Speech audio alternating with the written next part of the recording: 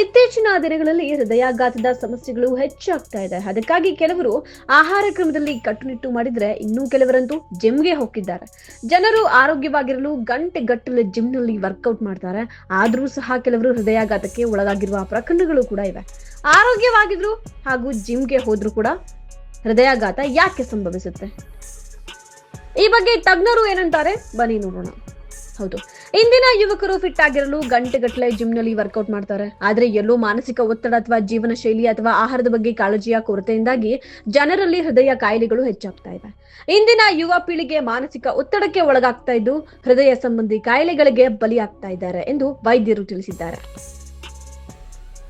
ಅಷ್ಟೇ ಅಲ್ಲ, ಇಂದಿನ ಯುವಕರ ಜೀವನ ಶೈಲಿ, ಪರಿಸ್ಥಿತಿ, ಆಹಾರ ಪದ್ಧತಿ, ನಿದ್ರೆಯ ಅಭ್ಯಾಸಗಳು ಅವರನ್ನ ಬಹುಬೇಗ ರೋಗಗಳಿಗೆ ಬಲಿಯಾಗುವಂತೆ ಮಾಡುತ್ತೆ. ನಾವು ರೋಗಗಳಿಂದ ದೂರ ಇರಬೇಕು ಅಂದ್ರೆ ನಮ್ಮ ಆಹಾರ ಕ್ರಮದ ಬಗ್ಗೆ ಗಮನ ಹರಿಸಬೇಕು.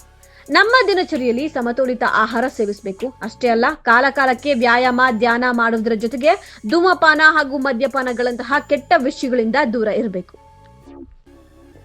ರಕ್ತದೊತ್ತಡ ಮತ್ತು ಮಧುಮೇಹದಂತಹ ಕಾಯಿಲೆಗಳನ್ನ ಸಕಾಲದಲ್ಲಿ ನಿಯಂತ್ರಿಸಿದ್ರೆ ಹೃದಯ ಕಾಯಿಲೆಗಳು ಕಡಿಮೆಯಾಗುತ್ತೆ.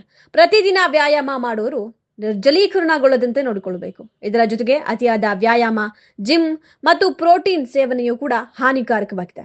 ಇದರ ಜೊತೆಗೆ ಮಾನಸಿಕ ಒತ್ತಡದ ಬಗ್ಗೆಯೂ ಕೂಡ ಗಮನ ಹರಿಸಬೇಕು. ಆಗಾಗ ಹೃದಯ ತಪಾಸಣೆಗೆ ಒಳಗಾಗುವುದು ಅವಶ್ಯಕ.